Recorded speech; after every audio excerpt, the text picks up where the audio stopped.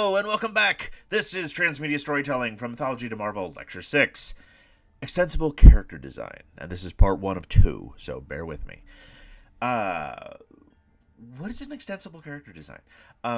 Extensible is basically a fancy way of saying it can be extended, right? So a character that is designed for a big, vast, transmedia ready story world needs to be designed in such a way that it can, drive audience engagement across multiple media and be recognizable across multiple media. That means that these characters have to be very well fleshed out, right? That also means that it requires a certain degree of a difference in thinking about what a character is.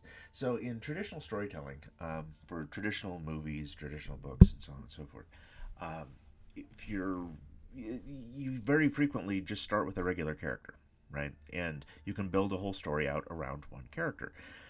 We talked about this in the world as world-centric narrative design, world as main character lecture before. But when you start thinking about your characters as lenses through which your audience will experience that world, and the world is a platform for not just one interesting character that the stories will revolve around, something like James Bond, but as a platform for multiple characters that can all be interesting, and then to think about this world as a network of multiple interesting characters, kind of like the X-Men in comic books, where each one of them has their own kind of spin-off stories. That's kind of what we're gunning towards here. So the idea that even your secondary characters have to be sufficiently well-rounded in order to make them possible or are possible carriers of their own stories, their own spin-off stories. That's usually good practice in storytelling anyway. But if you're just doing one character-centric story, you can kind of get away with having two-dimensional side characters. That's not quite the case when you're starting to build big transmedia story worlds.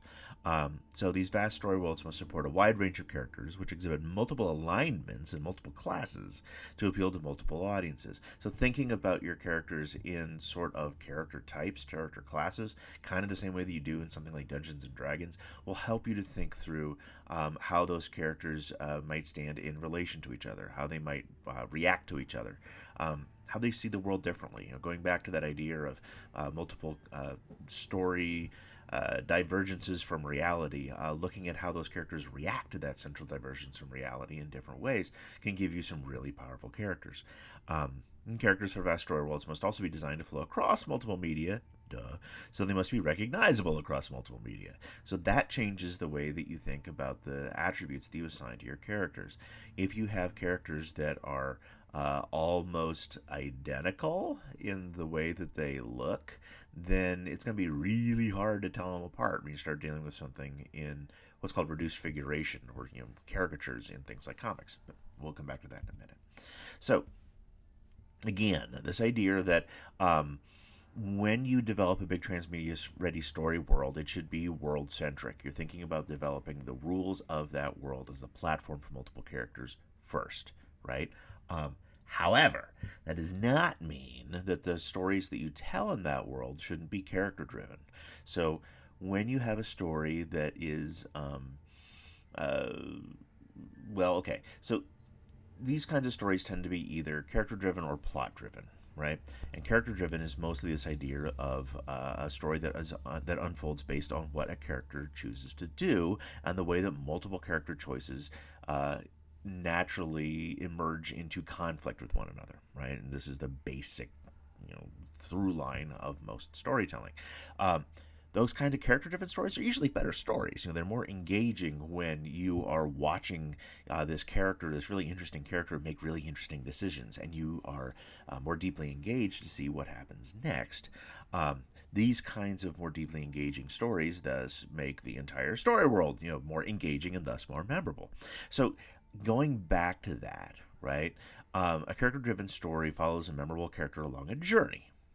Whether that's a journey of self-discovery and they never leave their house, but they're learning more things about themselves or that family or their more immediate relationships, it's still a kind of a journey. It's a character arc, a story of development.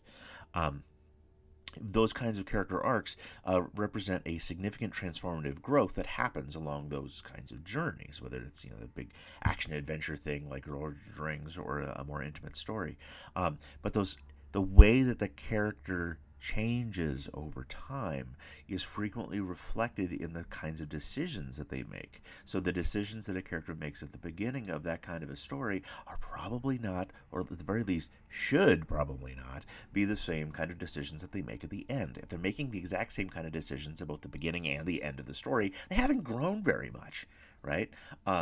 This opportunity for characters to change, the dynamism of those characters, is really part of why we experience stories, is because we are interested to see how these characters grow, and through them how we might grow ourselves. Now contrast that against plot-driven stories, right? So plot-driven stories are ones that feel more like a roller coaster, where the main characters are just sort of strapped in and along for the ride. A lot of the time in plot-driven stories, the characters don't make a lot of choices. If they are making choices, they're basically choosing how to react to something that is happening external to themselves, right? So these kinds of stories tend to be based around a lot of set pieces. They're so more of a memorable series of events than a series of memorable characters and those memorable choices that those characters make. Emphasis is placed on the twists and turns of the plot, action, external conflict, and frequently spectacular set pieces. Godzilla is not a character-driven story. There's probably a very interesting paper to be written somewhere about Godzilla as the main character of a Godzilla movie. But even then, we are not privy to the decisions that Godzilla makes most of the time. Like, oh, will I step on that building or will I step on this other building? That's not that interesting. When you start looking at those kinds of stories, what kinds of stories you're going to tell, instead of structuring these things in your minds as saying, well, then this happens, then this happens, then this happens, what you really want to be thinking about is this happens, which then leads to this choice. And as a reaction to that choice, this other thing happens, right? So that gives you this sort of balance between a character-driven story that exists in balance with a series of events and a series of actions that then are key to a really engaging plot, right? So this is exactly what you see in something like Pixar, right? We talked about this kind of model in the last lecture, that idea of once upon a time, every day until one day, and something happens because of that, and usually that because of that is a choice, right? And as a result of that choice, or because of that choice, this other thing happens. Because that other thing happens, this next choice happens, and so on and so on, right? So until finally, and ever since then, the moral of the story is yada, yada, yada. Let's look at this in action, right? So if you haven't seen all of Game of Thrones, I apologize for the spoilers that are about to commence. Feel free to shield your eyes or skip ahead in the lecture if you're averse to spoilers, shall we say. So, in the last season of Game of Thrones, Dany and Jon Snow are forced to come into conflict with each other over the decisions that they're going to make, right? So this is the point of the story where the King of the North, or not the King of the North, the zombie king, right, is about to lay siege to the wall and is going to begin his attack on all the nations of Westerfell. So Jon is of the opinion that what they have to do is to unify all the people of Winterfell together in order to, rise up and resist this oncoming threat to all of them in unity, right? Dany thinks Jon's nuts. But Jon is so convinced of this particular course of action that he puts together this band of scrappy young warriors, so to speak, and infiltrates the frozen north. He goes over the wall with the goal of capturing one of these ice zombies and bringing them down back into Winterfell and presenting that ice zombie to the other leaders of those nations as evidence of this encroaching threat, right? And so they go over there and basically shit goes wrong. So he makes the decision that he's going to do this thing. John makes the decision that he's going to go capture the zombie. As a result of that decision, then the zombie king basically says, "Bitch, what are you doing?" and brings all of his troopers in and circles John and his merry band of warriors. Um, and John and the team are fucked, right? So what's going to happen now? So because of John's decision, the Winter King then decides that he is going to capture and eradicate, John and his band of insurgents. So that means that the next decision has to be made by Dany. So Dany has at her disposal dragons. And in the world of Game of Thrones, dragons are the equivalent of tactical nukes, right? Um, so she has the ultimate weapons on the playing field at her disposal, and there are only 3 of them. And so she flies her dragons up over. So Dany decides that she's going to fly her dragons up over the wall and rescue John, and basically save this hero, save his sorry ass from certain doom.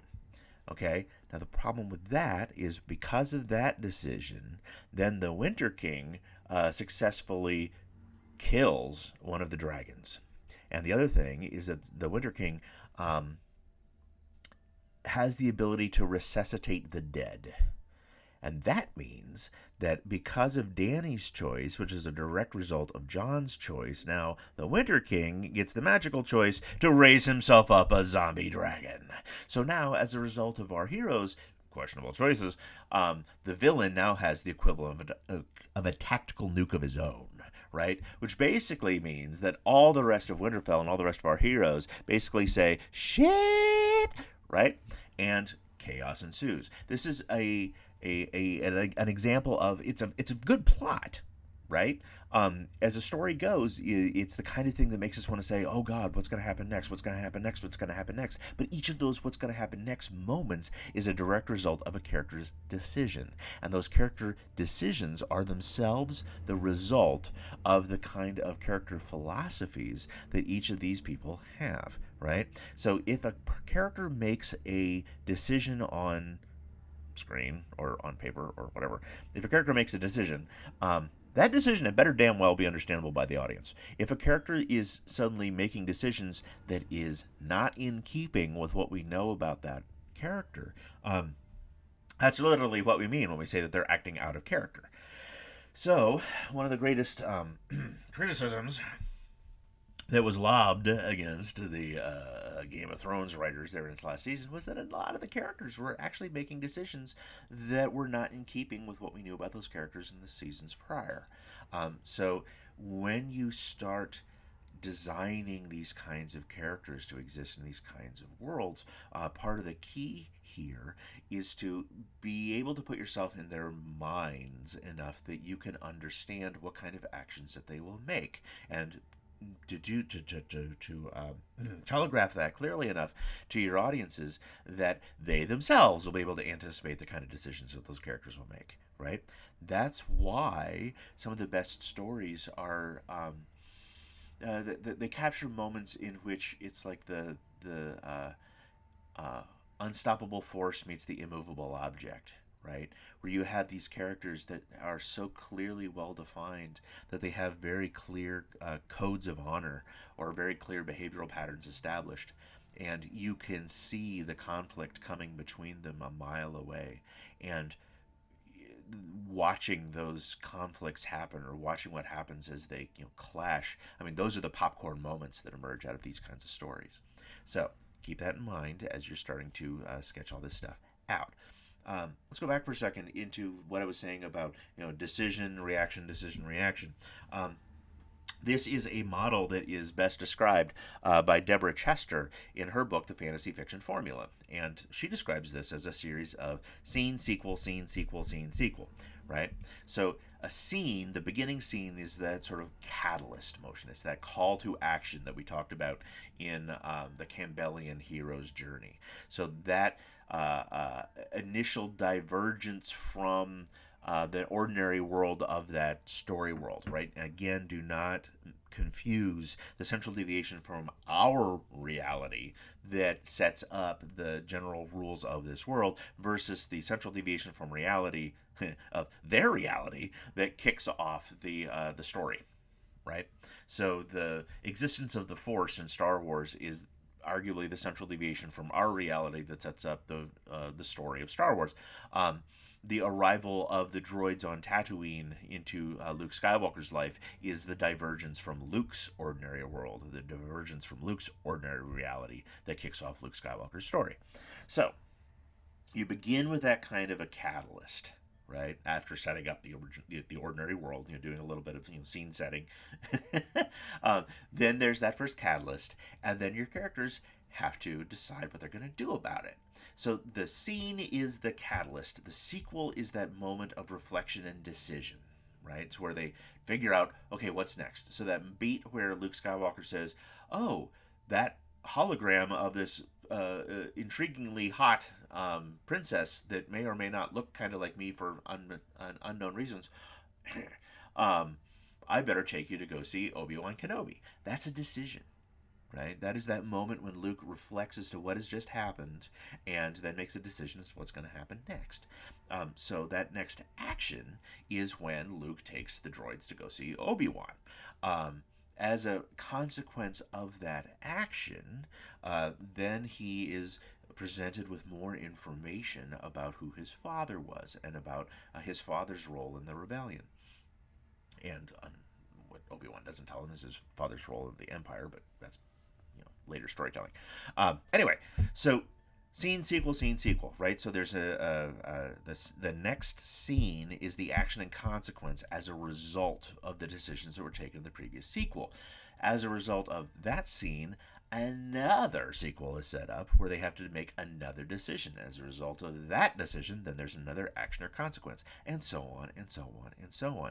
This is very much a kind of story engine, right? You can do this over and over and over and over and over again and keep your audiences enthralled by that those moments of decision, which had better be damn well in keeping with what they've already come to expect from those characters, and then they want to see what the results of that action are, right?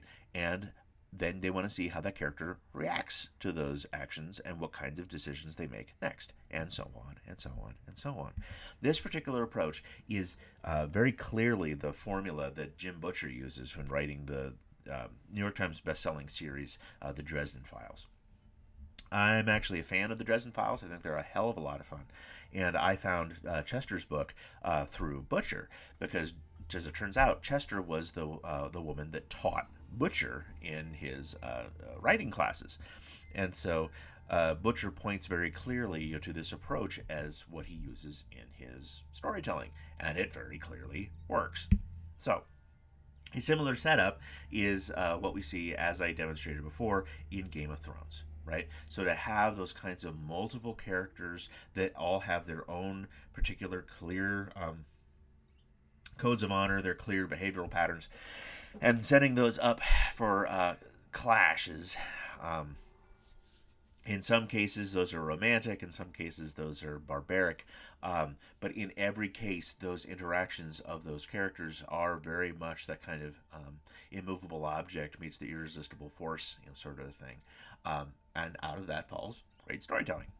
So you could also sort of look at this when you're thinking about games, right?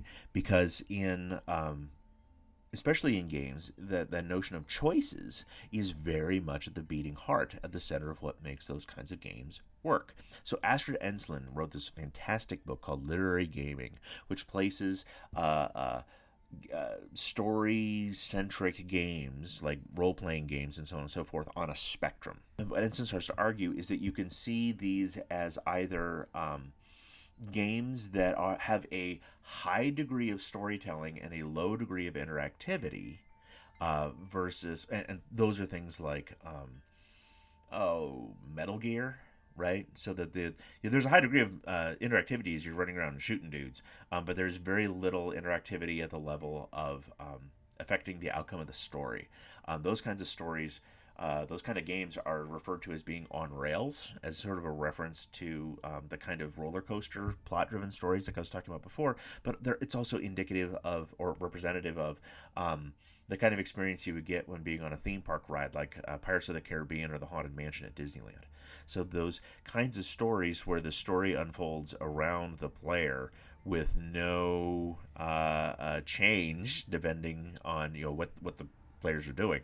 Um, that's very much an on rails kind of story. The other end of that spectrum is a kind of experience that's super high on story, but maybe lower in interactivity, so that you have uh, wait a minute, I got that backwards. Super high on interactivity, but super low on scripted stories, right? So that's where you get things like No Man's Sky, which are more emergent, right? So the AI of the system itself generates new stories. Roguelikes are like this. Dwarf Fortress is like this. They generate new experiences, but the amount of pre-scripted storytelling on the part of the author is fairly low. Okay, so ideally, again, what you're trying to do is to create a story world that supports multiple types of characters who can make a wide range of choices, but then a shared set of parameters or rules, right? And thus generate a wide range of possible stories through the wide range of possible conflicts that I described before. So, going back to this, right, this model that I had you guys looking at, when you start looking at this particular pattern, what you also see are these different kind of character types. So here we have very basic, heroes, villains, mentors, and allies, right? So what does that mean? Each of these kinds of characters are described in more detail in The Hero of a Thousand Faces and The Writer's Journey. If you get a chance, do pick up these books if you're interested in going on and doing a lot of storytelling, because they are super, super useful in this particular regard. So Vogler really starts drilling down into these particular character types based on the roles that they play in that story architecture. So we all know what a hero is. We all know what a mentor is. We've got a pretty good idea as what an ally is. The kind of friend that supports or that provides support. A herald is the person that really provides that call to adventure, right? So Hagrid in Harry Potter is a classic herald. Trickster is somebody that can be there purely for comic relief. A shapeshifter is sort of a more serious version of a trickster, so that you're never quite sure, what their allegiances are. Guardians are those characters that are there to test the hero at each stage of the journey. And of course, the Shadow, the villain character, is the main antagonist of those kinds of stories.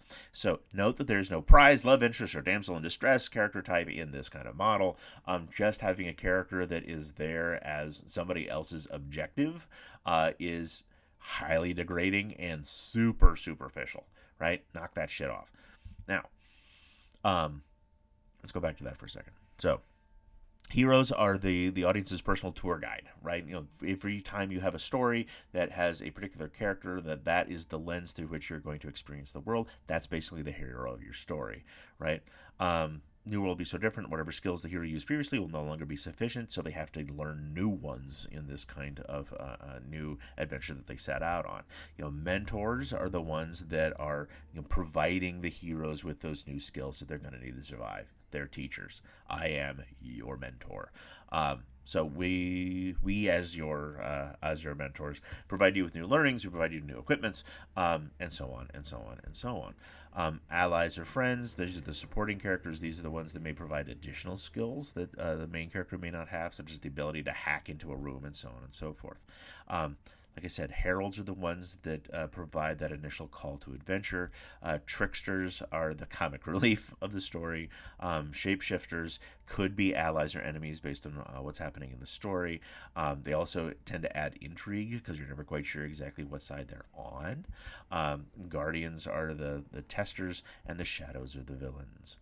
Now, like I said at the beginning of this lecture, you want to have your characters, even the secondary characters in your world, thought through it at a sufficient level of consideration that each one of them could support their own stories. Each one of them could support their own spin-offs, right? Because that's what you're trying to do in this kind of an exercise, is to create a web of character storylines that intersect, just like I showed you in the models from the World Building Media Lab. right? So all those different characters and the timelines that intersected on that map of Lagos, Nigeria, that's the kind of thing you need to be thinking about at a macro level. So to say, like, where does the story of Han Solo intersect with the story of Luke Skywalker, which intersects with the story of Leia in Star Wars, right? That's the kind of network storytelling you need to start to be thinking about. It's also true that these different kinds of character types have different kinds of story arcs, right? So a story about a mentor, it's frequently the end of the journey when the hero returns home with the elixir and passes on their knowledge to a new hero. I can tell you from firsthand experience that it's not enough to just have experience of something and to be able to come back and bring that back to the village. There is a very real kind of additional story that happens when you become a parent or when you become a teacher. Um, it's it's that kind of decentering of your own particular interests in the service of somebody else.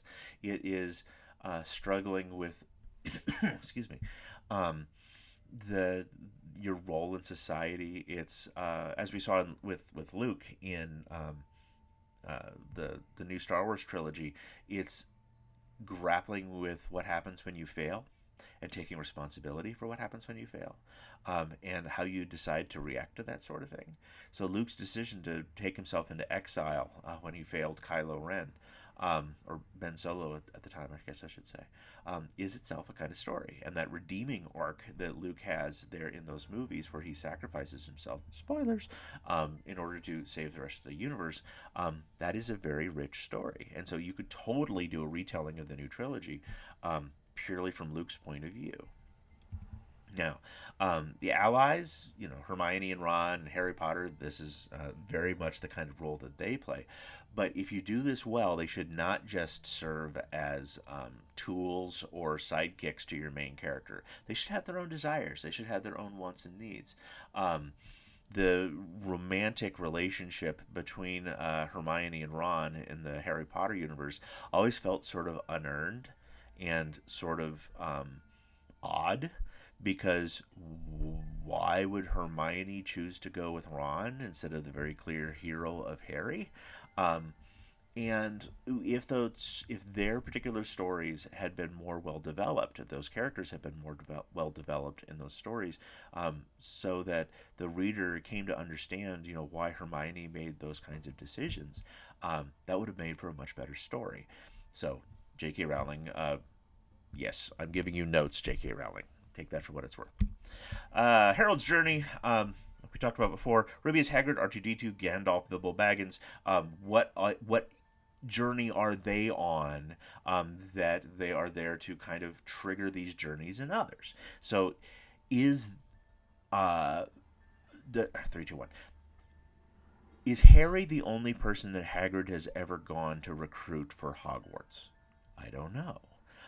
Is this a role that he plays for other students? The way that Dumbledore, not Dumbledore, the way that Gandalf, kind of travels through Middle Earth at the beginning of The Hobbit, and he was looking for a thief. Was he specifically coming to look for Bilbo? It's kind of hinted that he was, but it's also hinted that Gandalf decides, yeah, you'll do, right? So what was it that set Gandalf out on that journey to go serve that kind of call to adventure? Professor Xavier in X-Men, in many ways, how he's looking for new students for his school. I mean, that is itself a kind of journey, to try and find other people like him that then he can go on and thus mentor as well. Trickster's Journey. Part of the problem of Han Solo in the new trilogy is a regression, so that arc of Han Solo in the original Star Wars trilogy sees him going from this kind of reckless, just out to save his own skin, kind of a character, into a more noble, working to save the rebellion. And so, remember what I said about the decisions that a character makes at the end of the story should not be the same decisions that they make at the beginning? When his sort of family unit fell apart with Ben Solo, turning into Kylo Ren, where we see Han abandon Leia and just kind of go off and run around the stars with Chewie again, that's a regression. That is an undoing of his character arc. And so that is another major challenge of these kinds of characters. It turns Han's story from a heroic one into something that's more of a tragedy, right? And when we get to see the reappearance of Han, spoilers, later in the movies, there is that debate as to what that means. Like, is that purely a vision of Kylo Ren's? Is that the equivalent of a Force ghost that is also indicative of Han's redemption arc, much like much like Anakin Skywalker, reappearing as a Force ghost after Darth Vader sacrificed himself? What's actually happening at that moment? And I think it's left ambiguous for a reason, right? I think we're meant to be asking those kinds of questions. So to have that kind of a trickster character mature over time, and then to have them demature, unmature, regress, is sort of bad storytelling. Now, contrast that against Lando, who was set up from the beginning to be depicted as untrustworthy, right? The way that Lando sells out Han and his friends to Vader in order to secure his own skin there in Cloud City in Empire Strikes Back, that sets him up as untrustworthy. And he does change. He does prove himself out to kind of solidify into the heroic role, but he still remains a scoundrel, right? So when you see that character settling into this position of greater stability, you're never quite entirely sure, whether they are going to stay that way for the long run or not. So this is the same thing with Gollum and Smeagol, right? So that toggling between Gollum and Smeagol in Lord of the Rings movies, and the way that Peter Jackson depicted that on screen with the changes of voice and the changes of lighting and the changes of camera angle to create that kind of schizophrenia between those two halves of that same character. That is a really elegant way to approach that kind of a challenge. Guardian's journey, like the Herald, the Threshold Guardian is frequently a bit part or role played by a character that's primarily something else, such as a mentor. So when you talk about like the Guardian's journey, it's a little bit weird because a Guardian, almost by definition, is sort of static. Like, it is their job to be in this particular place and defending this particular location. So the door knockers in Labyrinth, or the wall guard in Stardust, right? They're not supposed to move. This is their staff. This is their place in life. So what that points out is that whilst you might not have a guardian's journey, you sure as hell have a mentor's journey. And so a lot of these kinds of roles are actually played by the same characters at different points in their arcs. So in the same way that a hero can go on and evolve into a mentor at the end of their hero's journey, as per Campbell, the kind of character arc or character trajectory as each of them grow may bring characters through multiple roles in their lives. This is particularly represented by the Shadow's journey.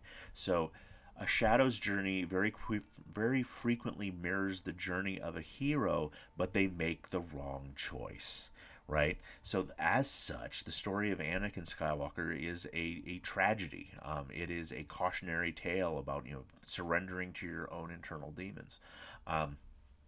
There is a very interesting assessment to be made of Anakin Skywalker's descent to say at what point Anakin did the thing, or Anakin made the wrong choice, right? Because you can argue that when he trusted the Emperor in the prequels, that was very clearly the wrong choice. Yep, pretty clearly a bad call. But at the same time, he was making those bad choices for the right reasons.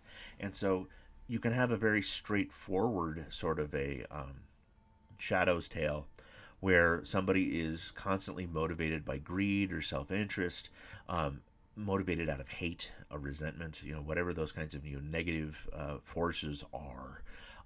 Or you can write it as a tragedy, so that at every point in the journey, that character made the only choice that they felt that they had, or they made the best choice that they were presented with, and that character was just doomed.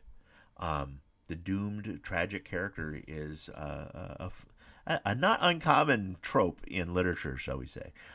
So to be able to think through that kind of a storyline, there's a difference between having a character that is doomed because they are constantly presented with even the what they perceive as the right choice being a wrong choice, and being presented with no choice at all. If you have a story about a character that is doomed and never has any choices at all, it's probably going to be a pretty damn boring story. You still want those stories to be character driven, so that when you see that character making the wrong choice, you may or may not know it's the wrong choice, but you had better damn well believe in why that character is making that choice in the first place. Right? If a character is just constantly making bad choices and those bad choices are impossible to understand their motivations, you've crafted a bad story. Okay. Um, yeah, that's just back to the point that the multiple characters can serve multiple roles over time. So Yoda is both a threshold guardian, hero, and a mentor at different points of the story. Apparently, the new long distant or long past story that is coming out next in the Star Wars universe will have Yoda as one of its main heroes, a young Yoda as one of its main heroes. So that'll be kind of interesting to see how they handle that. Hermione is obviously a hero, an ally, a hero in her own right, and a mentor to Harry. Hagrid is a herald and a mentor at different points of that story, and so on and so on. Okay, so that's the end of this particular lecture. Come back for the next bit where I'll start putting some more of these pieces together and more of the level of character types, and not like hero or villain kind of character types, but like different classes of characters like Jedi and Sith. So thank you for listening, and I'll see you next time.